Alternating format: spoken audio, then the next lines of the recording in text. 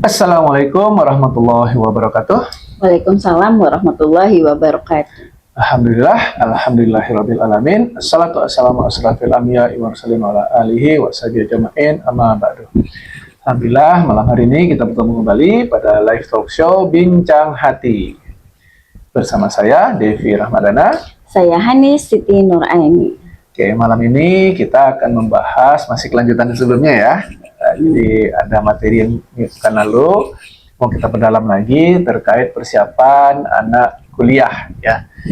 Kita yang kuliah sebenarnya baru satu ya, tapi sudah ada lah yang bisa kita share ya, paling tidak gitu ya.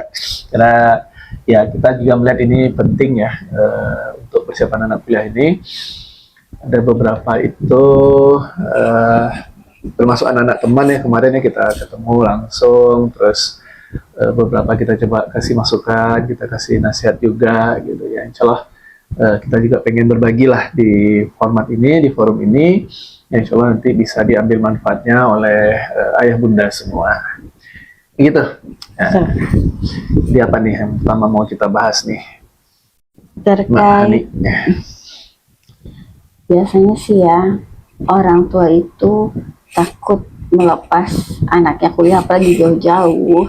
Itu mereka biasa takut kalau anaknya itu bergantung dalam pergaulan misalnya sama teman atau terbawa-bawa sama temennya nih. Jadi ada kekhawatiran tersendiri dari orang tua ketika dia melepas anaknya kuliah, apalagi kalau kuliahnya jauh, nanti anaknya entah tidak pandai bergaul atau malah tidak dapat teman gitu, atau malah istilahnya merasa sendirian di dunia yang luas ini gitu loh.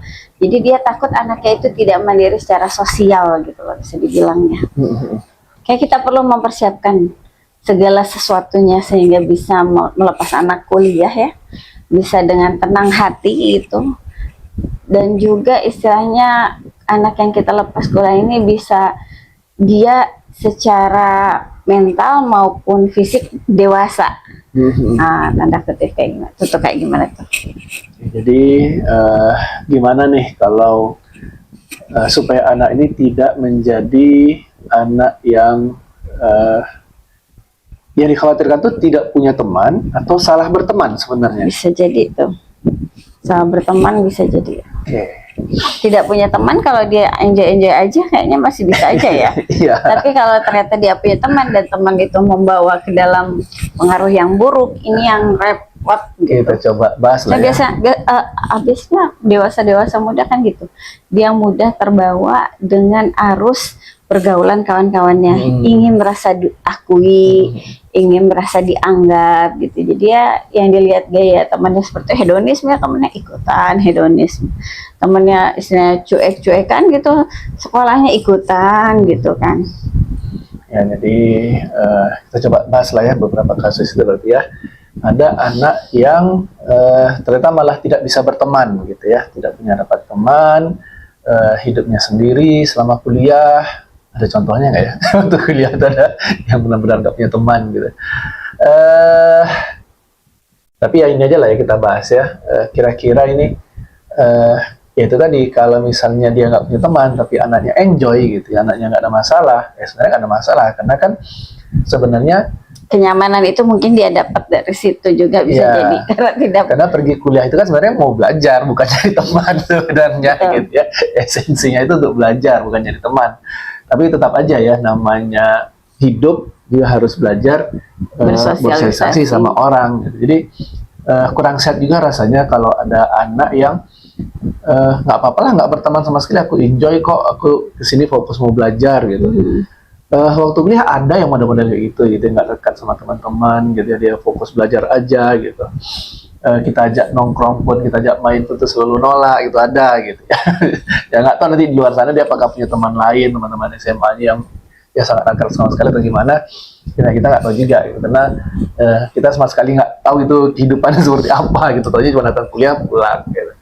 Nah memang tapi dari kita sebagai orang tua, nanti ketika anak seperti itu yang kita lihat gitu ya, ketika anak ini kurang pandai bersosialisasi atau membatasi sosialisasinya, ini nanti akan berdampak besar nanti ke kehidupan selanjutnya juga gitu. Ketika dia cari kerja atau dia bangun usaha sendiri, skill sosialisasi nanti juga akan sangat-sangat terbatas gitu. Nah, ini juga harus menjadi perhatian orang tua juga. Artinya apa? Ketika anak kuliah itu nanti gitu ya, perlu juga orang tua nanti melihat ini anak ada nggak teman belajarnya, teman mainnya, teman nongkrongnya gitu. Sambil nanti kita pilah-pilah lagi nih, dia berteman sama siapa gitu ya. Nah, ini masuk ke kasus kedua, anak temannya sama siapa gitu ya. Apakah dia berteman sama orang-orang yang menemani dia belajar atau malah menjauhkan dia dari belajar gitu. Justru menjerumuskan kepada aktivitas-aktivitas yang tidak positif, yang mulai negatif gitu, yang malah bikin jadi malas belajar gitu kan. Angkatan tapi kan dulu ada itu yang ngumpulin di warnet gitu kan, ya udah ngumpul di warnet itu kuliahnya udah jarang kelihatan di kampus gitu. Kuliahnya di warnet ya. Ya akhirnya belajar kehidupan itu di warnet gitu, belajar coding, belajar programming, belajar ini di warnet semua gitu. Sukses dong. Ada juga yang sukses gitu.